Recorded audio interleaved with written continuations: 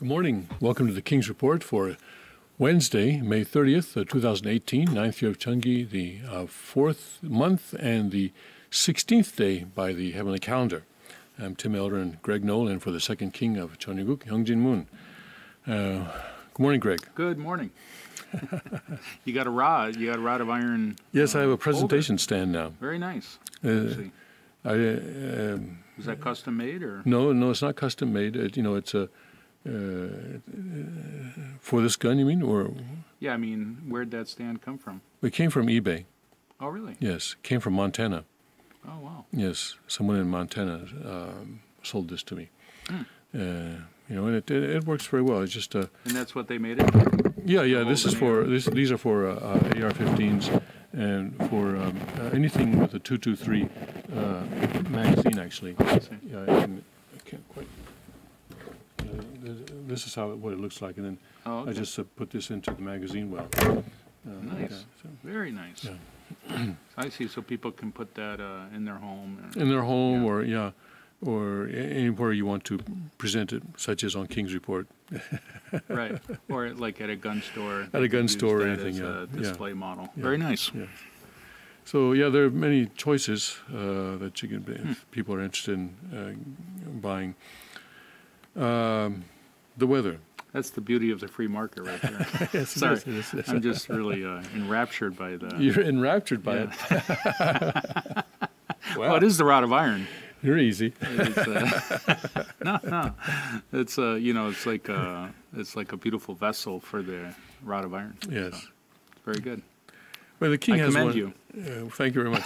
The king has one. It's very fancy, and it says what is it, mudo in there. So Yeah. It's actually what he has is a presentation stand. I think that was originally built for katana. A samurai sword. Or a samurai sword. Yes. But it also fits the AR. Well, it fits the AR-15 as well. So this is not as fancy as that, but it serves. But it's nice. It's kind of a simple black base. It goes with the gun very well. And this is also for working on the AR. For example, if I want to clean it or something like that, then this is also for that.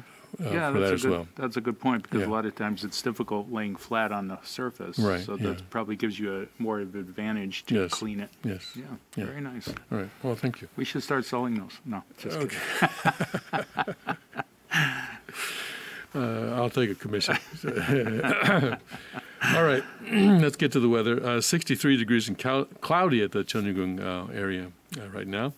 And we're getting up to 80 today with the clouds and sun. And yesterday it got up to 90 degrees, an observed high of 90 degrees. Yeah. I was working outside most of the afternoon yesterday, and it was quite warm. Mm-hmm. It was quite warm. Quite hot, actually, yes. Yeah, it was a hot summer day. It was a hot summer day. It's not summer yet. A month ago, we were working with snow and ice. We were cold. We were cold. Everybody was complaining how cold it was. How much it changes in just a month, yes. So now we're getting down to 57 and only 69 degrees for a high tomorrow. But actually 69 is just below the normal high for this time of year of about 70. So we're getting back to normal after that spike yesterday. All right, let's go to Orlando's coming in, right? Is that the name of Alberto? Alberto, yes. Alberto's coming through the region. Yeah. So I think that's why it's only we're gonna have rain. We're gonna have rain Friday, Saturday. It looks like Saturday is looking better now. Sorry, I'm looking up on the screen. Yeah. So tomorrow, Thursday, we have the rain. So okay. So I think it must be coming through. So the forecast is clearing up for the weekend. Yeah. Oh, that's good. Yeah. All right, let's see if we can get to our Rima today. Rima in the Bible today is in the book of Habakkuk, chapter 3. The whole chapter is a prayer, and I would like to read this. A prayer of Habakkuk, the prophet upon Shigionoth.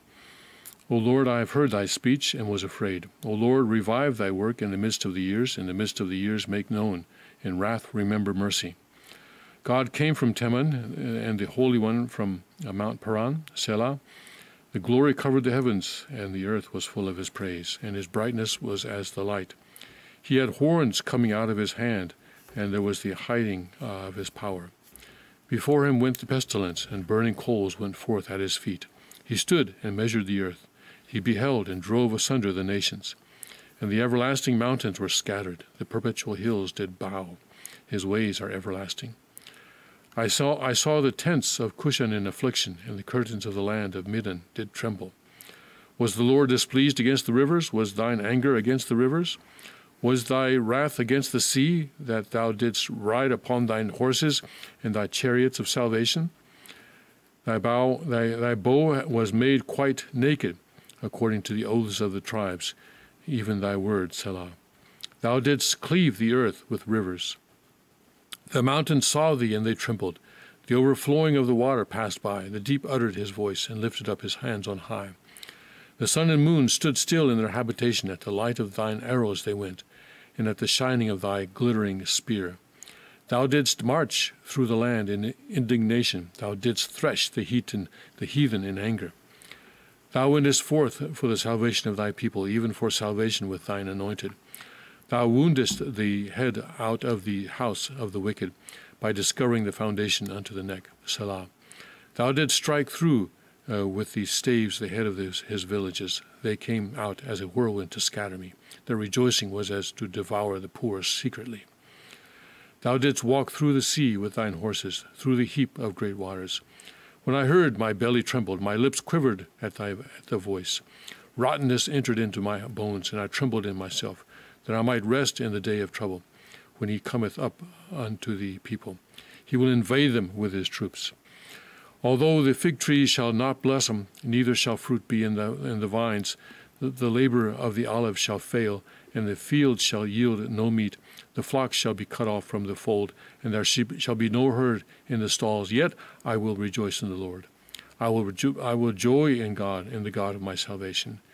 The Lord God is my strength, and he will make my feet like hinds' feet, and he will make me to walk upon mine high places, to the chief singer of my stringed instruments.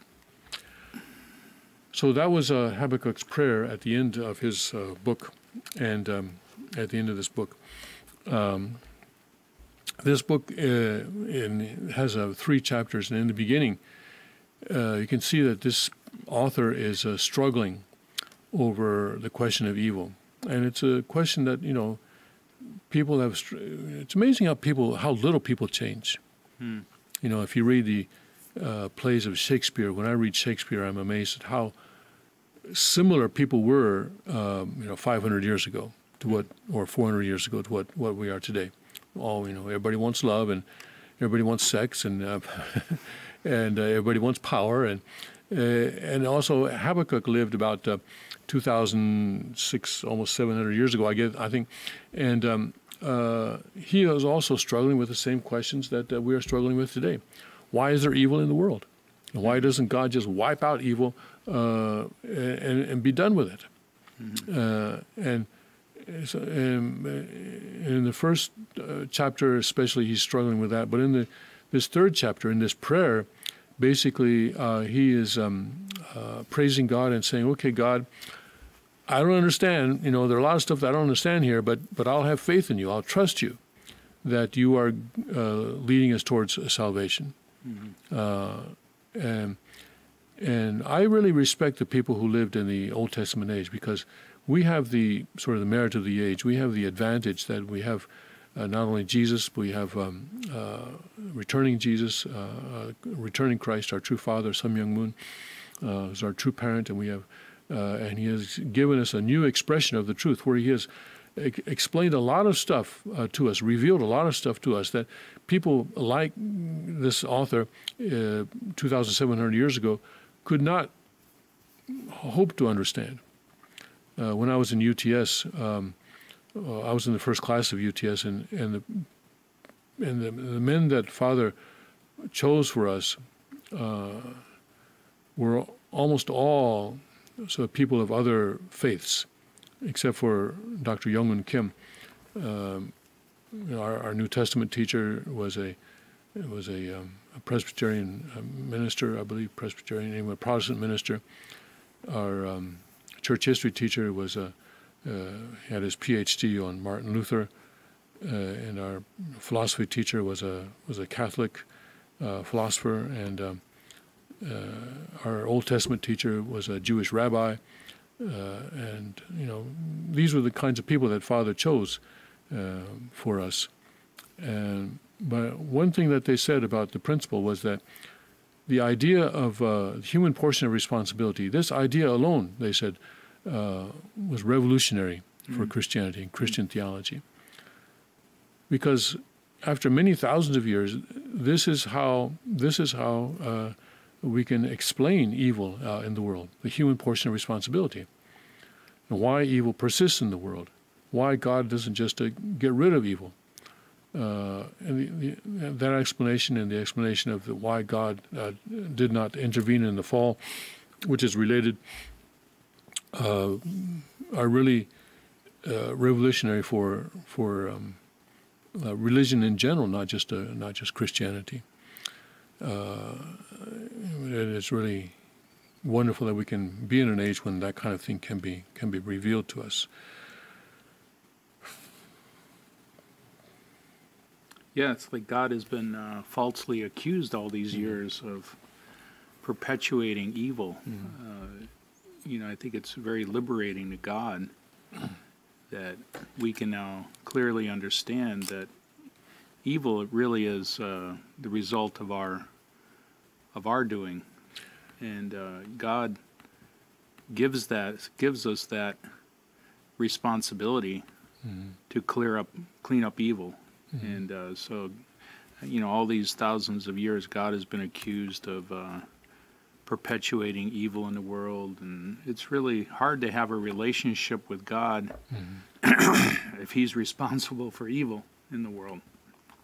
But I think as a parent, you quickly realize you do not have control over your children, and they do have to make their own choices in life, and you hope that they make good choices, but you don't have control over it. And I think that's like you said, Father brought the clear understanding of our portion of responsibility, and it's a very profound understanding. Because for us to be co-creators, yeah, we have to take responsibility, and we have to be responsible for understanding that although there is always the potential and the possibility, although there's always the option for choosing evil, that we will, out of our own free will, choose to love God. That we will always choose out of our own free will to follow His word. We're not there yet. We don't always do that, but we're getting there. We're getting there. And according to the Book of Revelation, and that will continue even in the kingdom. Yes, for 1,000 years. Right. At least. Probably even after 1,000 years. Yes, right? At least for 1,000 years. I don't think it ever goes away, right? Yes. It's well, the possibility of evil, the potential for evil never goes away. Right. And there will always be a certain percentage of people who may choose evil. But first of all, I don't think Satan will be there. And so the spirit world will be different from what it is now. Yes, right. The spirit world will not be there to have this a give and take with people having give and take with evil spirits and doing it. There's always the ability to choose evil, yes, and there will always be that ability. But since everybody is armed, justice will be served. Justice will be served quickly. Yes, yes, people will be able to respond quickly when evil rears its head. When you think about it, like atheists oftentimes say, well, I don't want to believe in a God that allows such atrocity in the world, so God has been really blamed for the suffering and evil in the world. And Father has liberated God. Yes. Clearly put the blame on human beings being separated from God that caused the problem, not God Himself. So praise be to Father. Yes. Just a note to the tech team on page 164 for the Cheonseongyung Rima. This is in the book of the True God. This is the final paragraph in that book. Words that Father spoke in 1990. I never thought, even in my dreams, of becoming the founder of the Unification Church. Even now it is the same. I do not have the concept of being the founder of a religion. I am just an ordinary man.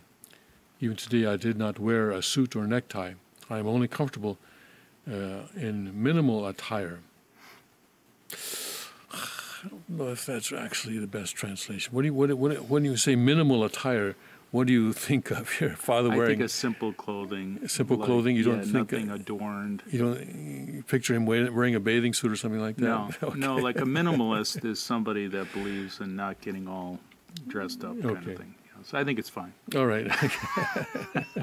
Stay with it, Tim. Okay. Stay with it. I'm only comfortable with more minimal attire. Why? But you know, it's not what it says in Korean. That's all right. You are so cursed with. Why? Because I know that even at this hour, throughout the world, members of the Unification Church, with their clothes drenched in rain from a gutter, are longing for me. Rain from a gutter? Does rain come from a gutter?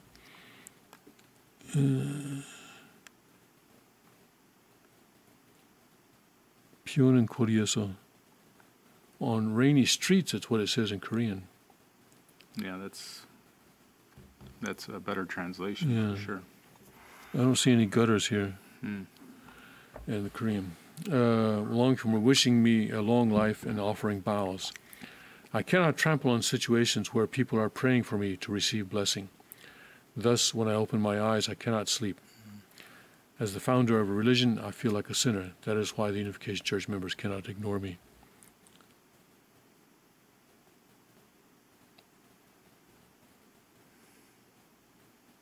Okay. Yeah, so Father very much was certainly and is a minimalist. The second king often testifies to us how when Father would return to Korea, he would often immediately go to Kojedo.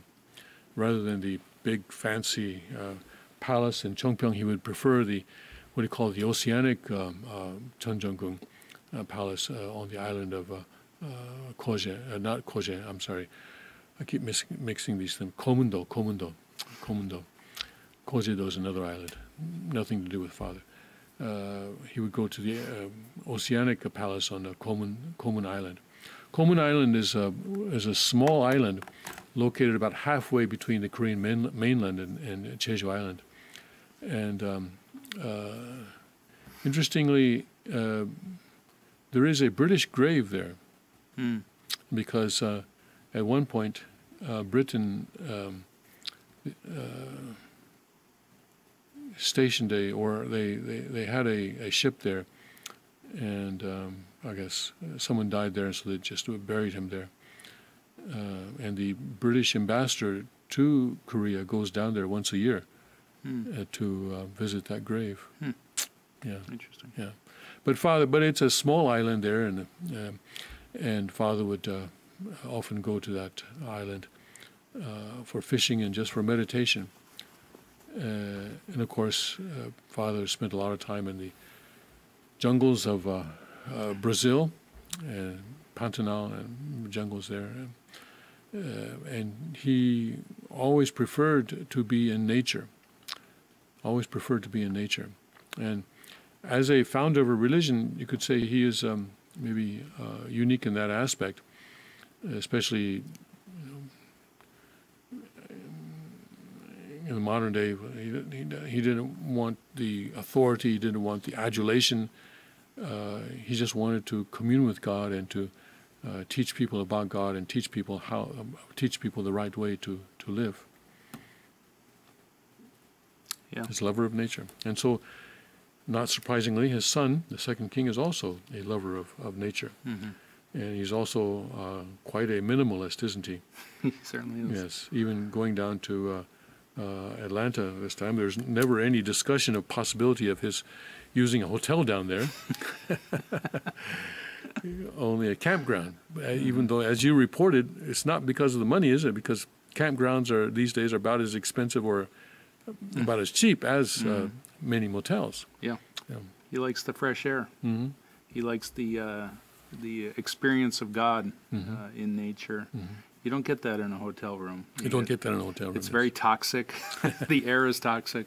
All the chemicals they use. The king is very sensitive to, seems like, to chemicals in the environment. And so the being outside where there's, and he actually doesn't like campgrounds that are commercial campgrounds. He likes kind of the state-run campgrounds or the government campgrounds, which are more minimal. Like they have less accommodations. The bathrooms are more simple. They're they're not shiny, and like there's some campgrounds that are quite spectacular with gorgeous swimming pools and kind of like these community centers that are like for the rich. But he actually likes just the ones with a spigot and trees, and that's it.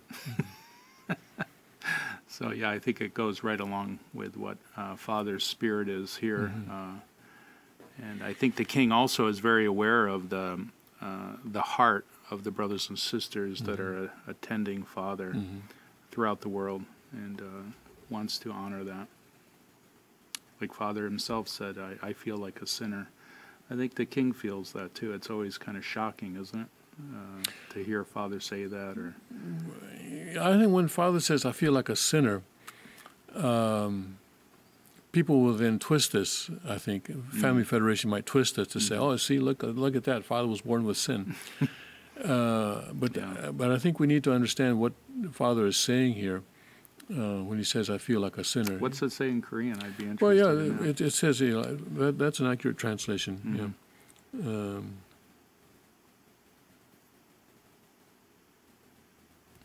That is an accurate translation, but it's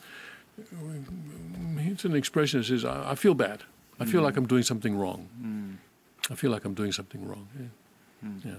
So don't twist it, all right, FamFed? You guys always trying to find ways to bring Father down. All right, let's take a break, and we'll go into the news after this.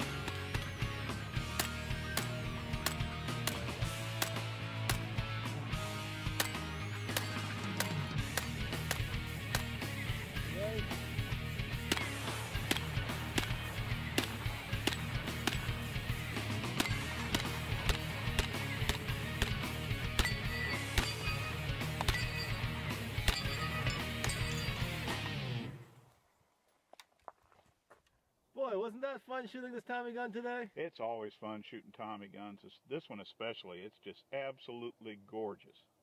All polished and chromed up. It really looks like $1,000,000. Yeah. Elliot Ness would have loved one of those. Yeah, and it's available right now in your favorite dealer, and you go pick one up. Yeah, just have him call your distributor. I mean, the gun, was initially made way back when, back in the 27 is this one. Yeah, Model 27. I was surprised by how quick it knocked down those plates. Oh, 3.5 second run, under 3.5 second run, knocking down a plate right. 341. I mean, the gun is heavy. It's about 12, 14 pounds, especially with this drum. But it's surprising how quick you can go with it. It would actually make quite a good self-defense rifle at home. If I climbed in somebody's window and they were aiming that at me, I think I'd get out of there real quick. So that sounds about right to me. Just the intimidation factor alone. Fire!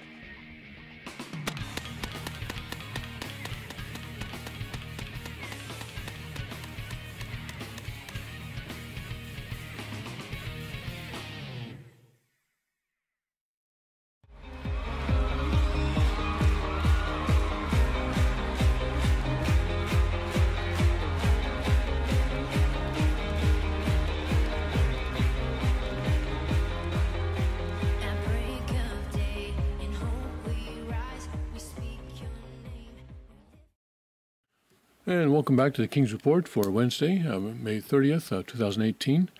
And Tim Elder and Greg Nolan for the second king of Chanukuk Yangjimun. So apparently this Roseanne thing is a big thing, huh? For people who watch TV, yeah. Yeah.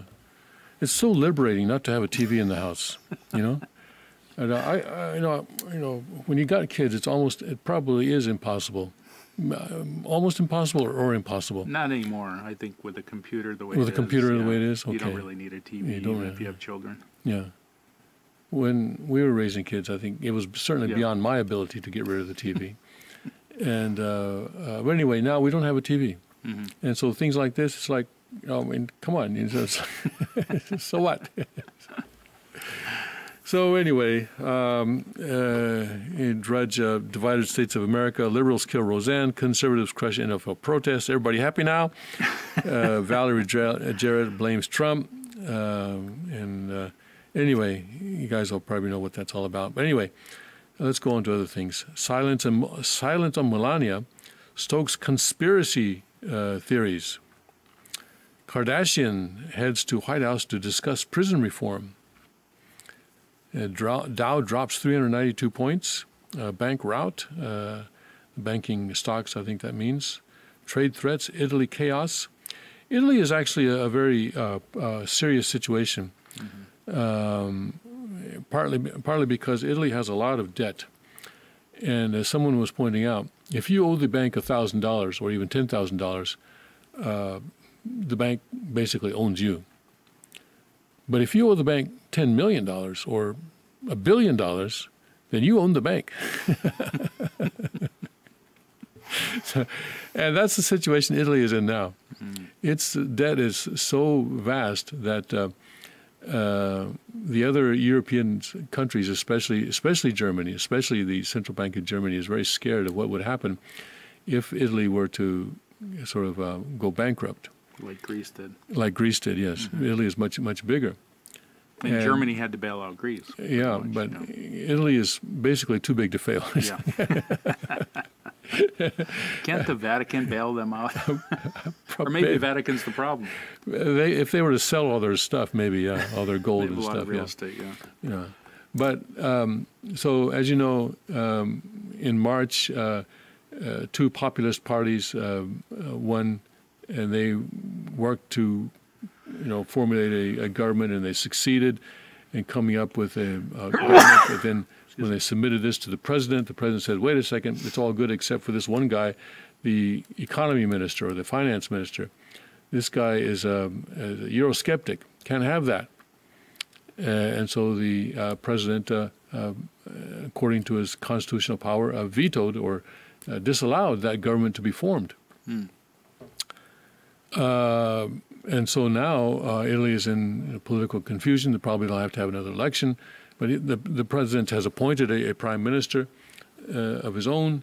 But Italy now is in great confusion. And so that is affecting the financial markets worldwide because Italy could really bring things into a great deal of chaos. Contagion fears, Europe's losing streak in large quantities. Health foods can do more harm than good. We'll talk about that. Let's talk about that. Let's talk about that. Okay. And also the next one is they're related for sure. Common supplements have no benefits. You want to talk about that now or later? Later is fine. We want to get it off your chest now? No, either way. Whatever. Okay. Whatever. I'm always ready to talk about that. Okay. China overtakes America for a healthy lifespan. Fighters train for first legal bare-knuckle fight in USA in 130 years. See, people don't change over the long run. Suit. Gay fashion executive relentlessly sexually harassed a straight vice president. Man burning American flag blanket starts wildfire. Cockfighting bust sees hundreds of roosters seized from quaint New England farm. 41 animals found dead in a pet store. Glasses wearers are more intelligent, researchers say. Hey. I think I didn't wear glasses. Does that include reading glasses? I'm sure it does. Jump in U.S. traffic deaths leads world. That's bad. Tesla on autopilot crashes into parked cop car. That's not good. Tesla's not having a good streak here. Yeah. I wonder if they're going to make it. World's longest commercial flight to launch, 19 hours. I'll bet it's from Australia to New York or something like that, or Australia to, well, I don't know what it would be. Beijing to New York? Beijing to New York is not that long. Not that long? Yeah. Disney shares drop following soft solo Roseanne drama. Yeah, eventually this Roseanne thing will probably be decided by the market, by consumers. Netflix, Obama TV shows won't have political slant. Right. Yeah, okay, we'll believe that. That's a comedy right there.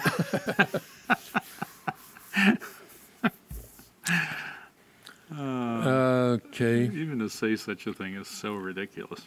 And battle over CBS got physical. Fears over 5G tech. Cancer from cell towers? I tell you, yeah. Yeah, I was reading on that yesterday, and apparently they do not have the same ability to, these types of waves do not have the same ability to travel long distance. Like the cell towers now are quite a distant from each other, whereas 5G, you have to have them like every 100 yards. So neighborhoods will have many of these 5G towers. They won't be big towers. They'll just be like antennas or something like that, even on existing telephone poles. But the amount of the intensity of the waves that will be traveling will be intensified. So they actually have no idea how this is going to affect not only human life, but you think about the bees, for example, that are kind of like the sonar, honeybees, bats, all sorts of birds, insects. They don't know how this is all going to affect them. Our drive for technology. Let's stay out of the cities. They'll experiment in the cities first, I guess. Yeah, suburbs and cities. Yeah, that's where we'll go in first. Okay. But sometimes these are long-term effects. Right. You don't know the results until 10, 15 years down the road. Yeah, at least. Yes, you're right. Tommy Robinson jailed for 13 months after breaking contempt of court laws. King talked about that a lot yesterday. Mass protests going on. Russia killing stray dogs ahead of World Cup. World Cup is going to be played in Russia next month in July. That's for soccer. Russia killing anti-Putin journalists shot dead. That's what they do over there. That's what they do. Yeah. Tax plans aimed at Apple and Google. Soros, why is he not smiling? He sees financial crisis brewing. Red flags. Actually, I would think he would be smiling for that. He makes his money then. That's how he makes his money, creating crises. Hospital launches rehab to treat cryptocurrency trading. Craze fuels new breed of gambling addicts.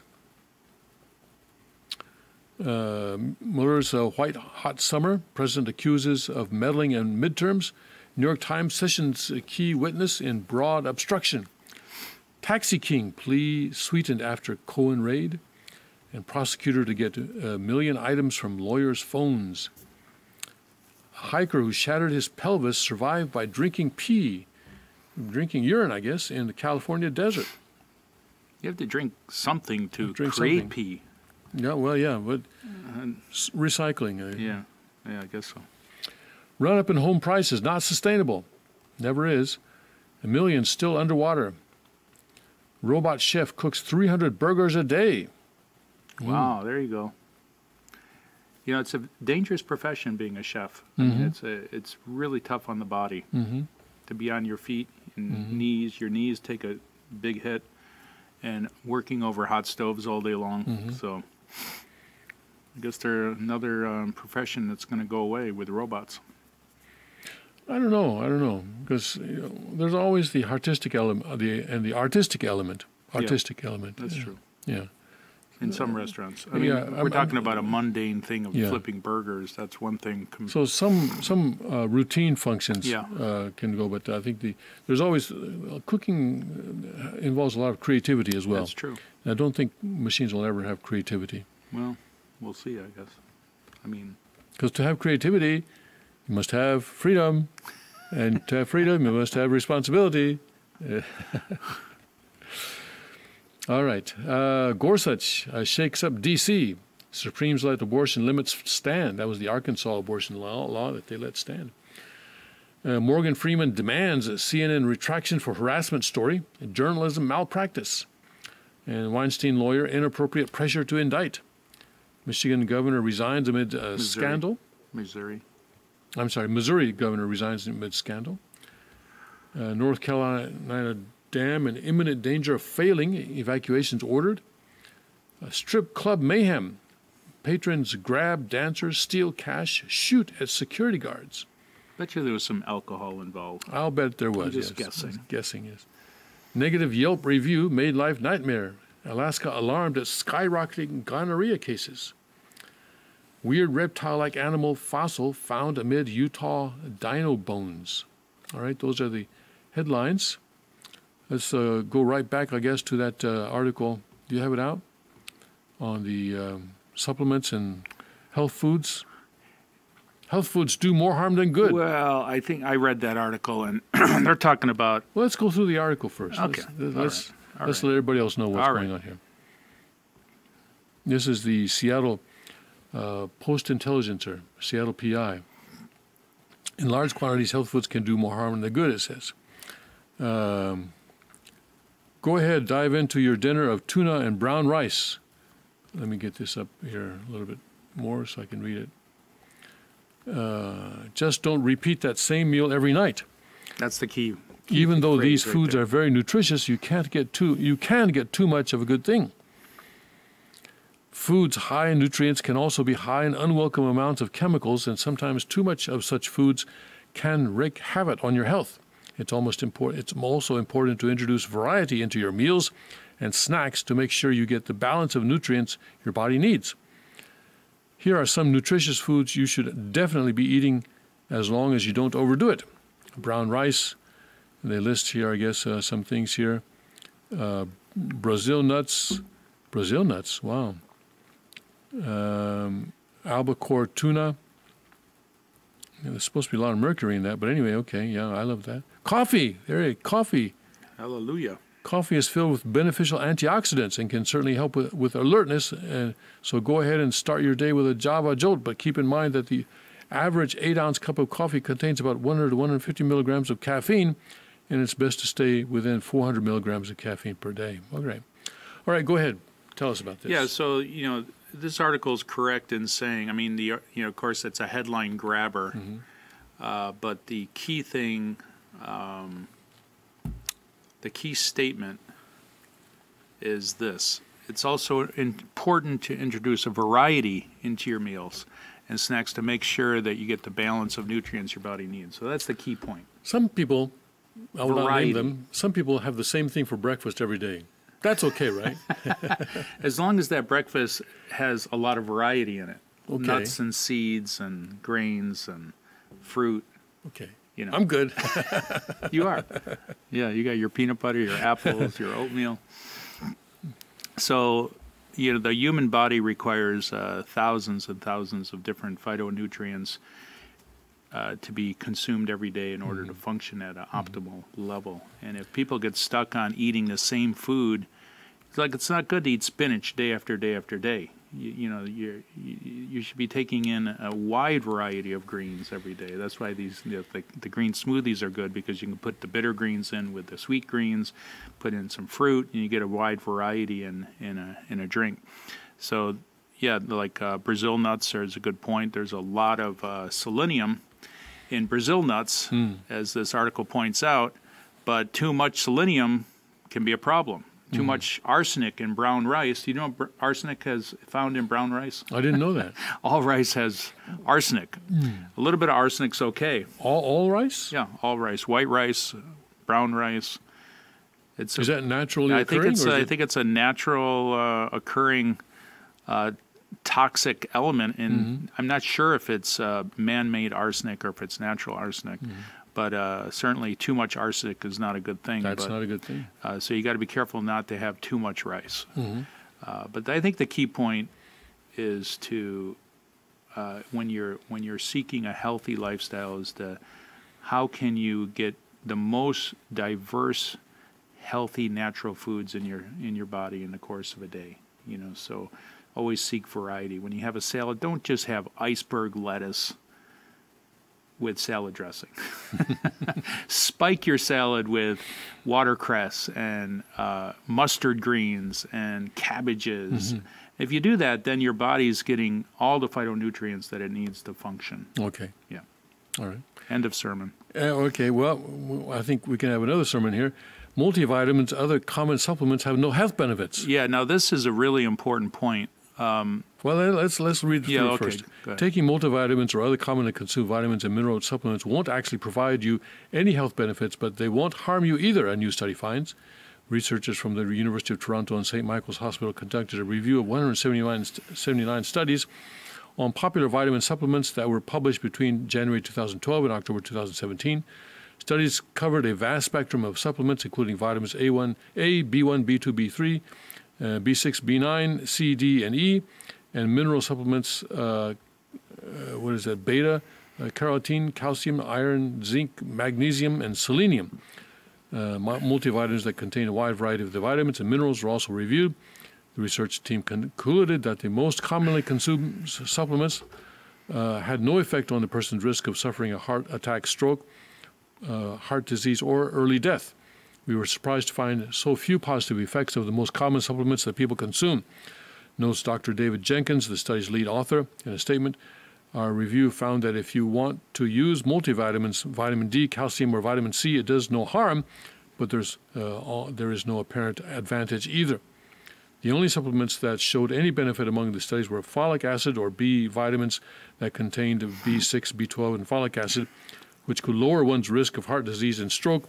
Folic acid alone showed a 20% lower risk of stroke. Conversely, the review found that niacin and antioxidants had a very small effect that could potentially raise the risk of death from any cause. The authors say it's best to stick to a healthy diet that includes plenty of fruits and vegetables which naturally provide our bodies with vitamins and minerals.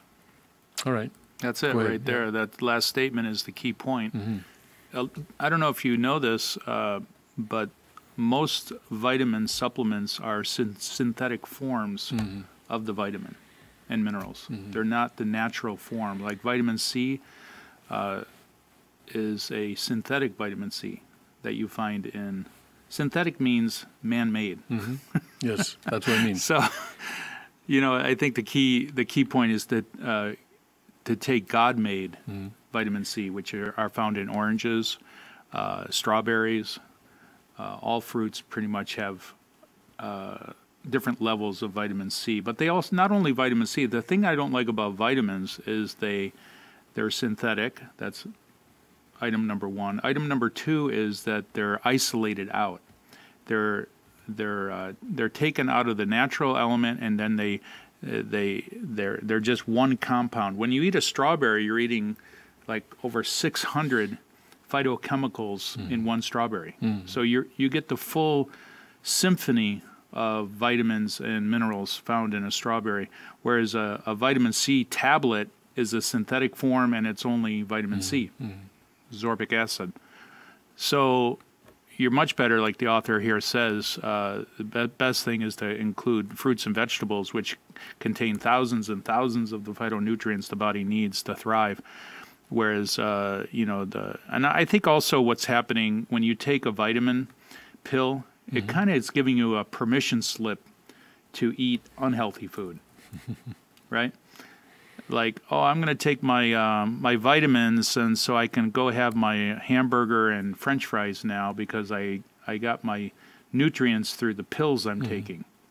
And that, I think, sets the condition for continued heart attacks and strokes because you're kind of fooling yourself. It's the same with pharmaceuticals, that people think, if I just take my blood pressure medicine, then I can continue my bad habits.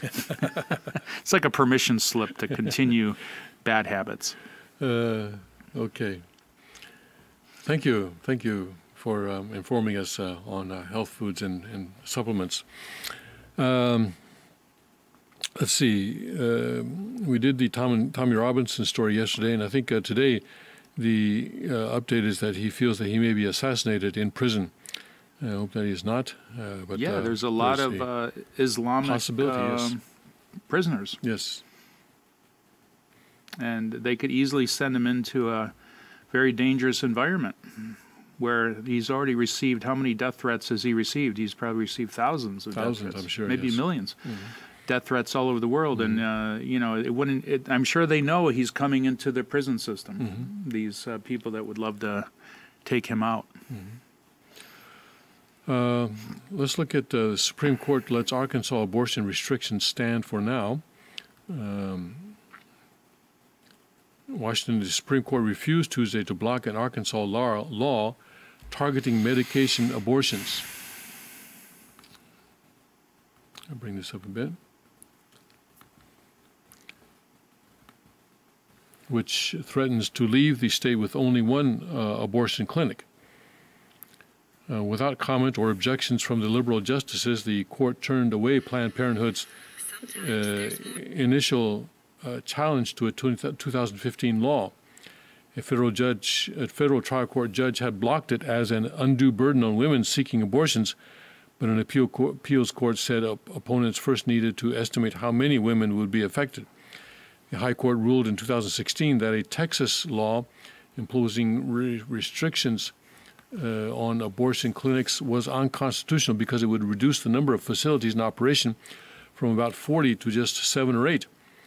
The closures mean fewer doctors, longer waiting times, increased crowding, and significantly greater travel distances, all of which, when taken together, burden a woman's right to choose, just as Stephen Breyer said then. The challenge to the Arkansas law was based on that precedent, but for now, the justices ruled that the law can stand, pending another challenge to be based on more specific grounds. The ban on medication abortions is expected to close 2 of the state's 3 abortion clinics. It requires providers administering medication abortions to have ties to doctors and hospitals that can handle any drug-related emergencies. Planned Parenthood runs 2 abortion clinics in the state that provide only medication abortions. A 3rd clinic in Little Rock offers both surgical and medication abortions. District Court Judge Christine Baker ruled that the law was, quote, a solution in search of a problem, unquote, but a 3-judge panel of the U.S. Court of Appeals for the 8th Circuit overturned that decision.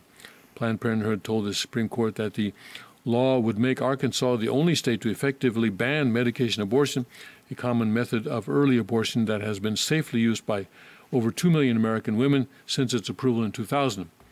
The organization said it would stop providing medication abortions while continuing to challenge the law. The fight is far from over, it said. The law cannot and must not stand. We will not stop fighting for every person's right to access safe, legal abortion. Every person. So you and me, they're fighting for us so that we can have abortions. These guys are crazy. Arkansas responded that medication abortions are riskier, particularly since the second and final dose of the drug often is administered at home without a medical provider nearby. Only 14% of Arkansas women seeking abortions opt for medication, the state said. The Arkansas Attorney General, Leslie Rutledge, applauded the ruling. Protecting the health and well-being of women and the unborn will always be a priority, she said.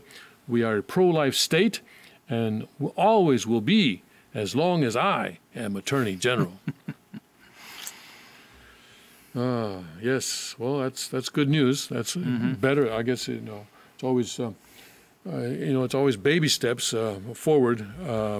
Sometime we have to really get rid of Roe v. Wade, which is causing all this problem. And this idea that mothers can murder their children, their unborn children, at will, is an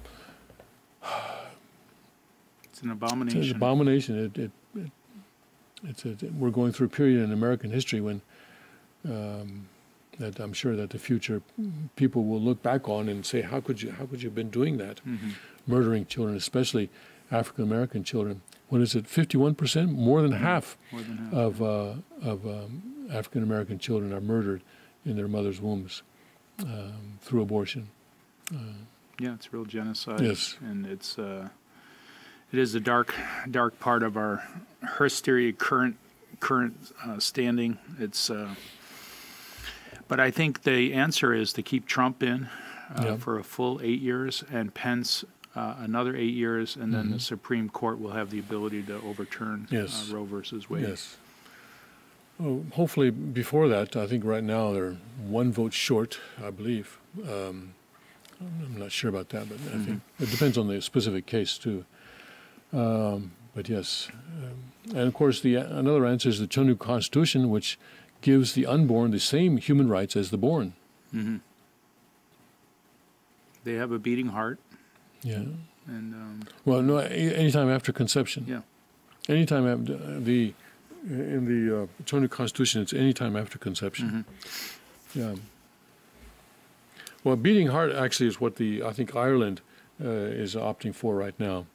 They overturned their amendment to the Constitution that, or repealed the amendment that said that all abortion is banned. But I think they're going to a 12-week thing, and I believe that is a beating heart time. I think, but that is much stricter than what the U.S. is, which I think right now is 27 weeks. Let's see how Gorsuch is shaking up D.C. What is he up to?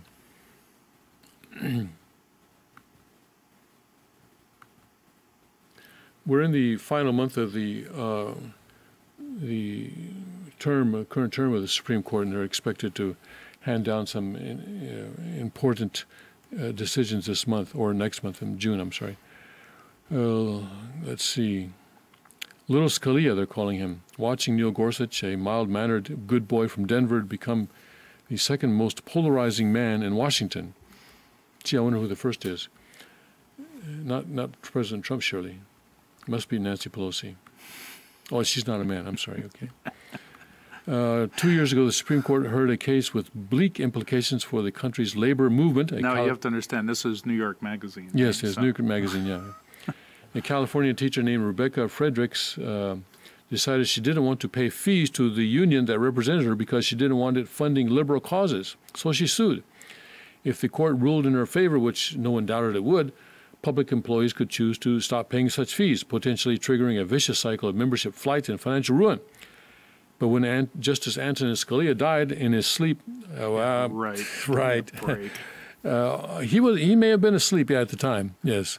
Let's rephrase that. When he was murdered, yes, at the ranch in West Texas. Yes, and the case ended in a 4-4 deadlock.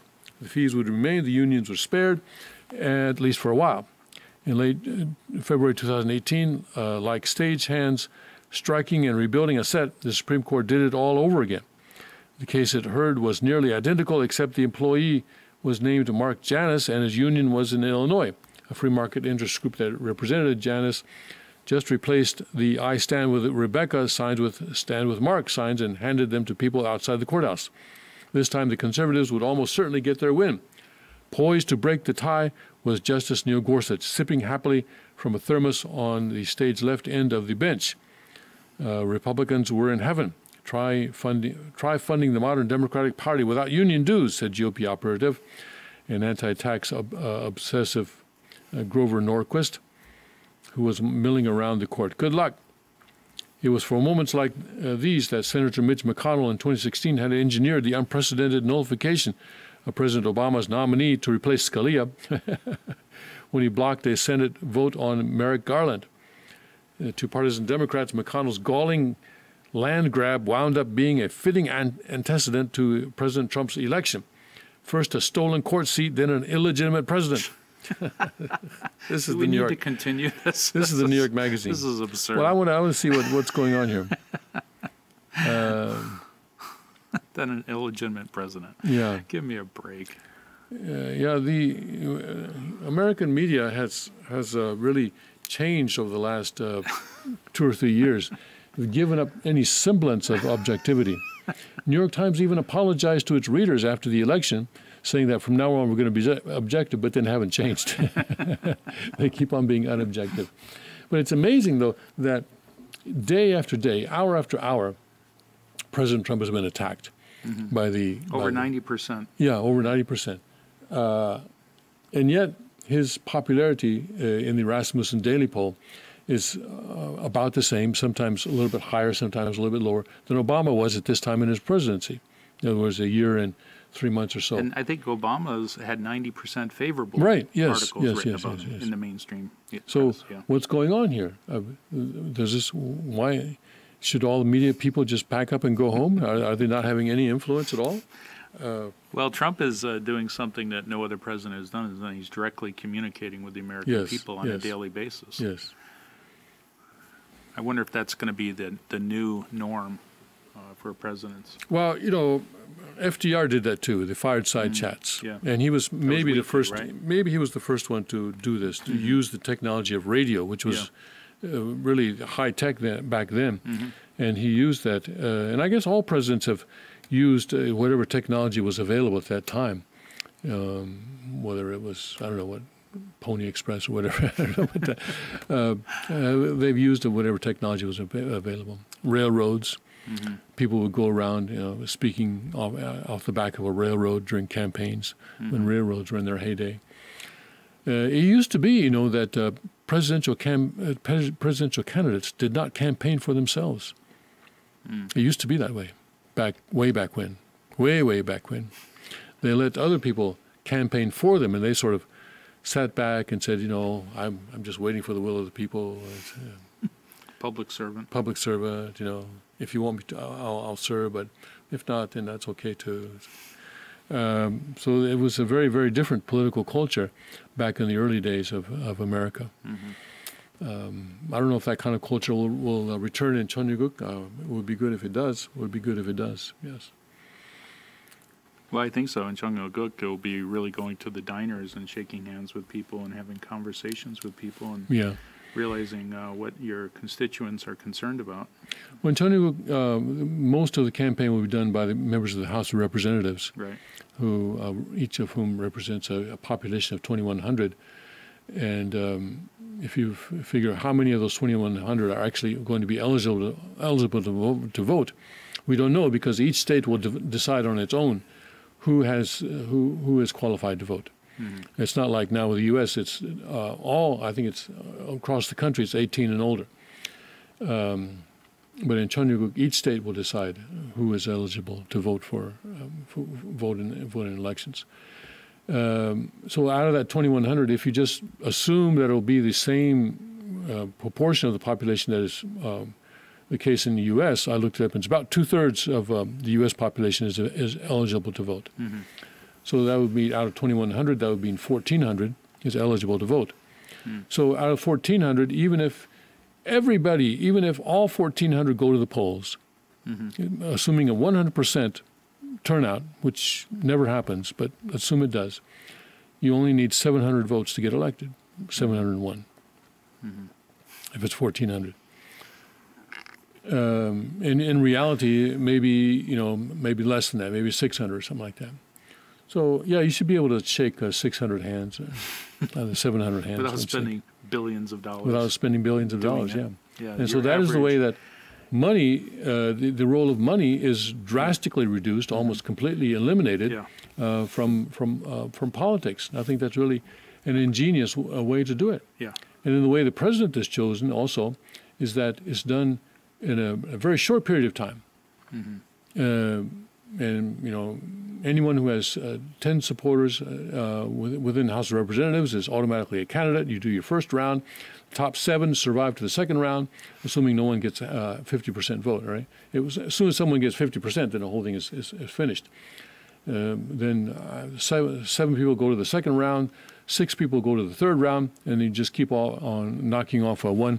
And then the important thing is that once this process starts, it cannot stop until it's finished. And so you go through, you know, maybe overnight, so that it happens over a relatively quick time frame, short time frame.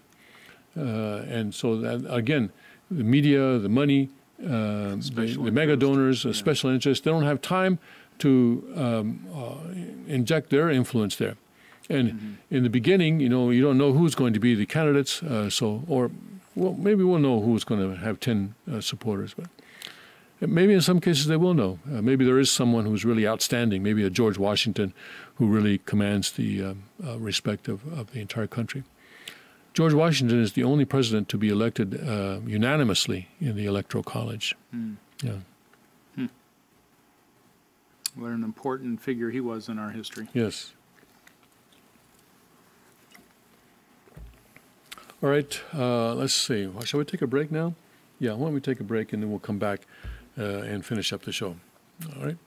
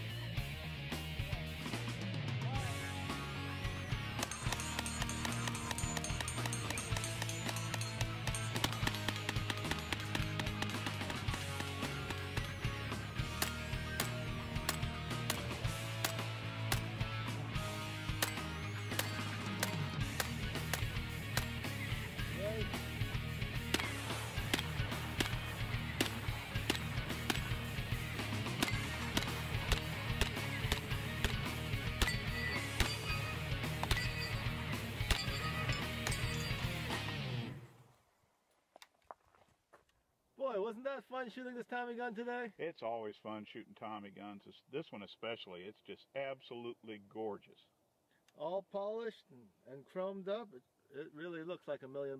Yeah, yeah. Elliot Ness would have loved one of those. Yeah, and it's available right now in your favorite dealer, and you go pick one up. Yeah, just have him call your distributor. I mean, the gun, you know, was initially made way back when, back in the 27 is this one. Yeah, Model 27. I was surprised by how quick it knocked down those plates.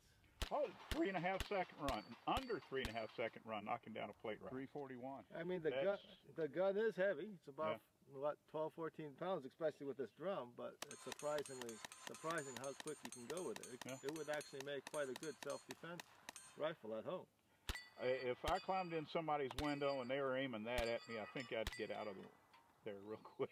So that sounds about right to me. Just the intimidation factor alone. Fire!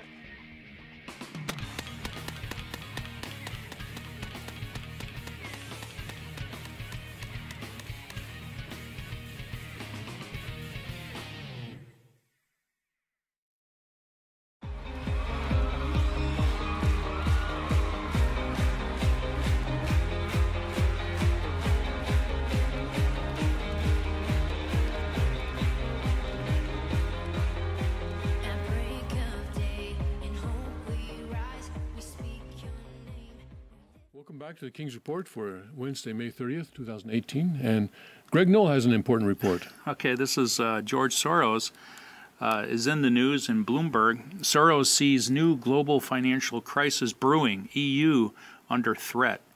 So this is the man that has the ability to create huge fluctuation in the markets.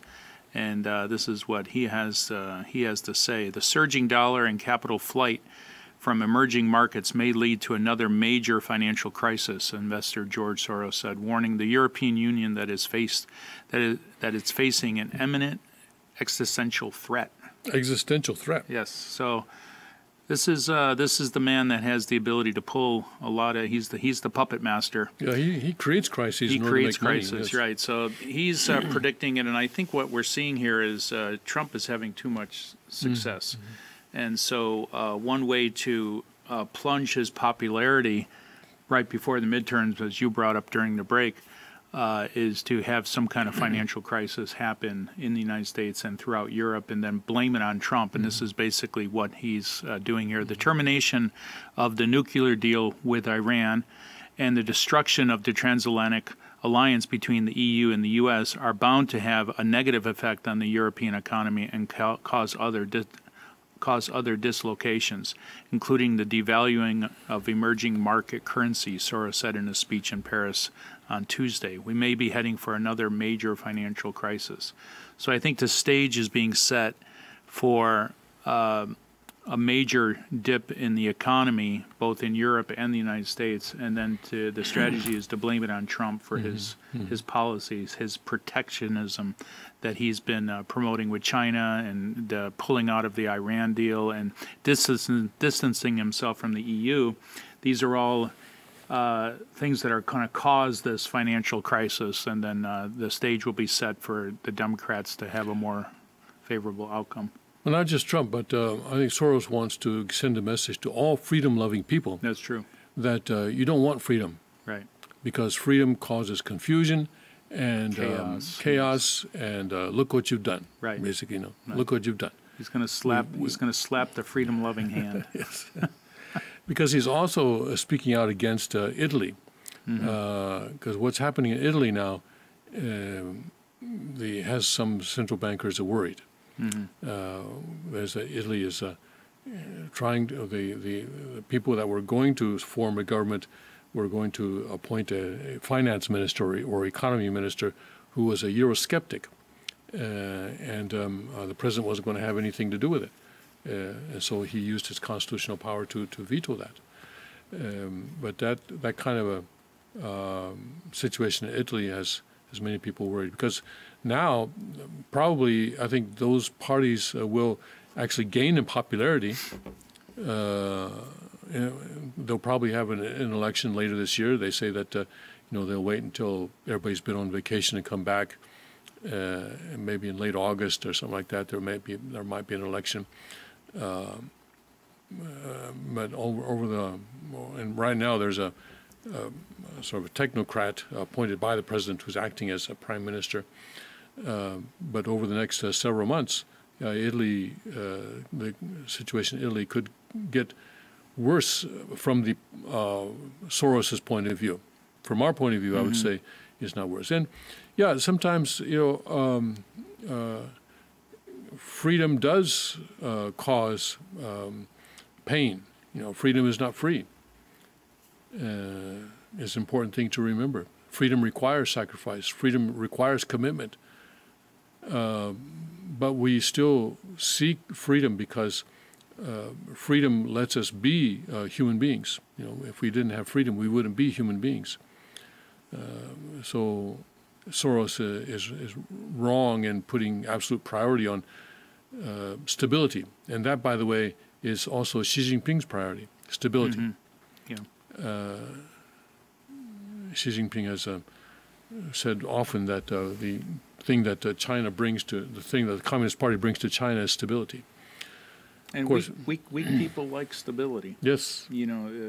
I think that's the... But dictators like stability. Dictators, but also beta people like stability. Yes. They're willing to give up freedom for stability. Yes. And that's how tyrants feed off of that desire for peace and stability off of weak people. Yes. A tyrant can't exist with strong people. That's right. Who are armed in particular. Yes. Okay, I'm still trying to get my internet connection back. Okay, I got it now. So anyway, Soros, who of course makes his money by creating crises and taking advantage of them, now is warning us that there is a crisis coming. It probably is a crisis coming. Yeah, I think all the indicators are there for a major crisis looming this summer. Of course, there have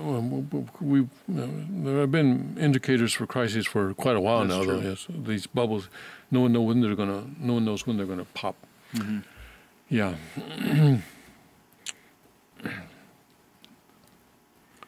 Let's see. Where shall we go next? You wanted to do that World Tribune? Oh yes, the World Tribune. Yes, there is a. Okay, here we go. Yesterday, the State Department released a report on religious freedom around the world, and World Tribune has an article on it this morning. State Department reports hits plight of political prisoners in North Korea, Muslim minorities in China, and Burma. North Korea is holding up to 120,000 political prisoners, while China and Burma continue to crack down on and often brutalize religious minorities, the U.S. State Department said in its annual report on religious freedom. Despite North Korea's constitutional guarantee of the right to faith of its citizens, a large number of prisoners are held for religious reasons and under horrific conditions in remote areas, according to the State Department's International Religious Freedom Report of 2017. A South Korean non-governmental organization said there were 1,304 cases in North Korea of violations of the right to freedom of religion or belief in 2017, including 119 killings and 87 disappearances. Defector accounts indicated religious practitioners often concealed their activities from neighbors, co-workers, and other members of society due to fear their activities would be reported to the authorities, the report said. In China, the report says that hundreds of thousands of Uyghur Muslims have been forcibly sent to re-education centers. The Chinese government continued to exercise control over religion and restrict the activities of personal freedom of religious adherents when the government perceived these as threatening state or Chinese Communist Party interests, the report said, citing a non-governmental organization and international media reports. Only religious groups belonging to one of the 5 state-sanctioned patriotic religions associations, as Buddhist, Taoist, Muslim, Catholic, and Protestant, are permitted to register with the Beijing government and officially permitted to hold worship services. There continue to be reports the government tortured, physically abused, arrested, detained, sentenced to prison, or harassed adherents of both registered and unregistered religious groups for activities related to their religious beliefs and practices, including members of unregistered Christian churches, also known as house churches, the report said. In Burma, violence, discrimination, and harassment against ethnic Rohingya, who were nearly all Muslim, and other minority populations continued, the report said. Approximately 688,000 individuals reportedly fled to Bangladesh due to the violence, and an unknown number were displaced internally, the report said. In late April, following protests by Buddhist nationalists, local authorities forced the closure of 2 madrasas in Rangoon. The report added that security forces' actions in northern Rakhine State beginning in late August resulted in widespread reports of extrajudicial killings, rapes, torture, beatings, arbitrary arrest, mass displacement, and destruction of property, which the U.S. government deemed ethnic cleansing. So the State Department does this report once a year. And actually, I'll have to check, but in the past years, the Unification Church has been in the report in Japan, where the State Department has included the kidnapping and forced conversion of Unification Church members in Japan. I don't know if that still is there this year. But it's good that the United States keeps track of these things. The report has some weight, and you can tell that by the way that the countries that are listed often come out and try to rebut, or else they say, well, America's just as bad. That's Chinese. That's China's tactic always. Well, 2 wrongs make a right, you know. You guys are just as bad. You know, so don't be so hypocritical. That's what the Chinese like to say, and the North Koreans too. I imagine North Korea will. They probably already have put out a statement to that effect. Yeah, they look at the United States as being the biggest abuser of human rights. Yes. Yes,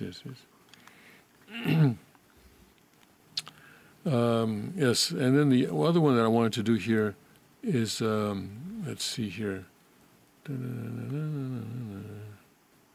Oh yeah, Trump executive orders sound alarm bell in Washington's bureaucracy. Because you know what President Trump did? He made it easier to fire people. Incompetent people. How dare him? Oh, how dare he? Yes. President Donald Trump on May 25 signed an executive order making it easier to fire federal workers and demanding transparency in taxpayer-funded union activities. These executive orders will make it easier for agencies to remove poor-performing employees and ensure that taxpayer dollars are more efficiently used, Andrew Bramberg, Trump's chief domestic policy advisor, told reporters at a briefing. While Trump was following through on his pledge to rein in the powerful inside the Beltway bureaucracy, the bureaucracy responded with outrage. This is more than union busting. It's democracy busting, said J. David Cox Sr., National President of the American Federation of Government Employees. These executive orders are a direct assault on the legal rights and protections that Congress has specifically guaranteed to the 2 million public sector employees across the country who work for the federal government. The National Treasury Employees Union, the second largest federal labor organization, said the orders amount to, quote, an assault on federal employees. An assault. The nation's civil service laws and federal unions. This would begin the process of dismantling the merit system that governs our civil service, the NTEU said in a statement. It's the opposite, isn't it? I think it's, they're, by getting rid of bad people, you're keeping good people, and so it would seem to foster and encourage the meritocracy. According to the WhiteHouse.gov, one of the orders issued by Trump on May 25 included procedural changes to strengthen the merit system and streamline the removal of poor performers. The White House said the current system makes firing bad employees prohibitively difficult, undermining the federal government's merit principles that call for removing poor performers, noting that currently it takes 6 months to a year to remove a tenured federal employee for poor performance, plus an average of 8 more months to resolve appeals. Tenured federal employees are also 44 times less likely to get fired or laid off than private sector workers. That's why a lot of good people want to go into the public sector. They call it. They call it the public sector. I don't know what it is, but yeah. Yeah, this is 40. That's huge. 44 times less likely to get fired. I mean, that's a pretty cushy. That's a very cushy position. You can basically slack off all day and know that you won't suffer the consequences of your laziness. That's right. It's not good for morale in any organization. You get a bunch of people sitting around the cooler, standing around the cooler all day, talking about their weekend adventures without working, and you can't do anything about it. That's not good for productivity. To empower our civil servants to best help others, the government must always operate more efficiently and more securely, Trump said in issuing the orders. Well, Trump is a businessman, and so he can see inefficiency. Right. Yeah, you can recognize it very easily. People like Obama, they never held a job. Yeah. They've been public policy people. Besides, they want everybody to have a government job, like Bernie Sanders, Bernie Sanders is saying, but Obama too, I think. The more federal workers, the better. So I don't think he was motivated to increase efficiency. Right. You can always get, why increase efficiency? You can always collect more taxes. Just increase taxes. On the people who are efficient. Yes, that's right. Okay. All right. So another that is thing that will go away in Chungoka culture, right? Well, it'll be drastically reduced. Yeah. Drastically reduced, I think. I don't know. Let's not get our expectations too high. All right. After all, there still is evil there. So when Chungoka instituted, there'll be a framework in which we can develop a good society. It won't be a good society from the beginning, I don't think. But it'll be a framework. So certain things are not allowed. You cannot have government-funded or federal government-funded education or health care or welfare, things like this. So in that framework, then people are motivated then to do something else, to resolve these issues in some other way through the private sector and through competition. All right. Anything catch your eyes here on the news this morning? Let's see here, Breitbart.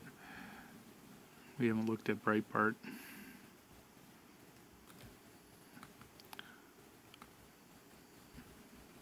So the headline in Breitbart is President Trump focused on bigger things than the Roseanne cancellation.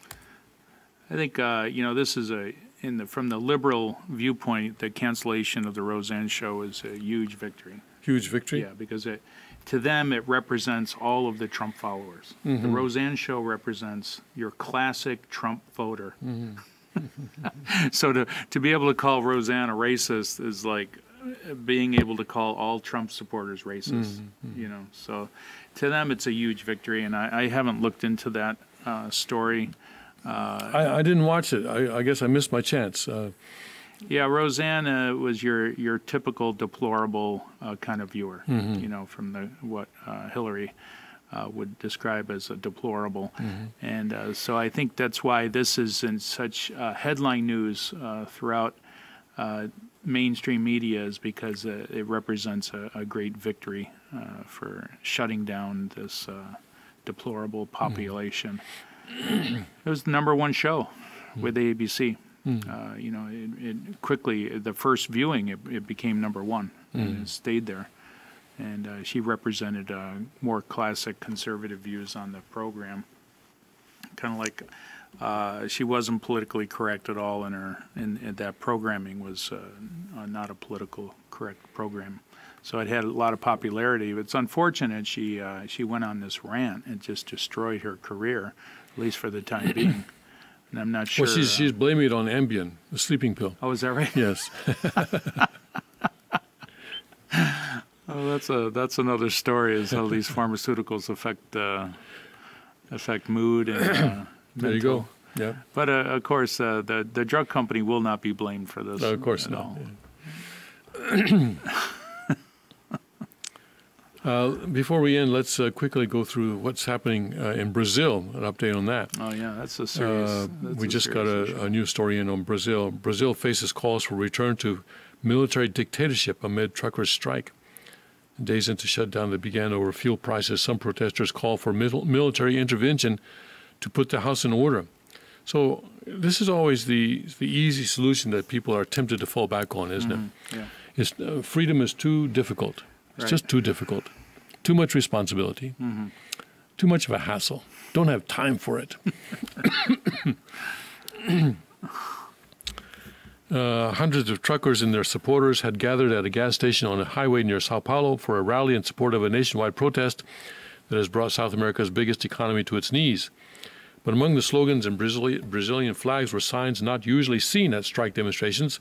Slung from a nearby overpass were banners calling for military intervention, a sign that this shutdown has taken on a political dimension all of its own. As the nationwide strike reaches its 10th day, gas stations have finally begun to receive fuel deliveries, and truckers have started drifting back to work, some unwillingly, while hundreds of demonstrations have continued on highways across Brazil, and many of those still protesting are calling for a return to the right-wing dictatorship that ran Brazil for 2 somber decades until 1985. We need help from the military to resolve our problems in Brasilia, to remove the bandits from there, and to put the house in order, said one driver, Gabriel Berestov. What began as a nationwide truck strike over rising fuel prices has spiraled into a much broader protest over a range of issues, including Brazil's healthcare, education, roads, increasing violence, and political corruption. You know, this is another reason for not having a standing army, because when you have this kind of confusion, there's always one group of people who are orderly, who will follow orders and do what they are told. And that is the paid professional army. Yeah. And so we see in many countries where you have political turmoil, someone will bring out the army. Maybe it's a general, maybe it's a colonel. Someone will bring out the army and take over the country with their using the army as their tool. I think it is best, though, to let people work out those problems without going to dictatorship. Don't you think? Absolutely. Yeah. Yeah. And this has happened in many countries, many countries. Let's see. The strike has wrong-footed both the left and right in Brazil's fiercely polarized political climate. President Michel Temer's conservative government has floundered as shutdown suffocated the Brazilian economy, forcing harvests to stop and factories to suspend or reduce production, while wiping 15% off the share price of the state-run oil company Petrobras, responsible for fuel distribution and prices here, on Monday. But what has disturbed many Brazilians is that some protesters have called for Temer to be removed from power by the armed forces. Jose Lopez, a leader of the Brazilian Truck Drivers Association, warned on Monday that the strike movement had been hijacked. There is a very strong group of interventionists, he told reporters. They are people who want to bring down the government. The subject ricocheted around Brazil. On Tuesday, Temer told foreign journalists he saw zero risk of military intervention. His Minister of Institutional Security, General Sergio Echegoyan, said the armed forces had no intention of intervening and that the idea was a subject from the last century. Well, we'll have to see. We'll have to see what happens. Maybe there'll be a change in leadership within the military itself. We don't know. All right, we're at the time for us to go off the air. I want to thank everybody who joined us this morning. I want to thank our tech team. I want to thank Greg Knoll. And please have a good day. Not as warm as yesterday, so get out and enjoy nature. And it's a comfortable warmth. Yes. So God bless, Godspeed, and may His kingdom come.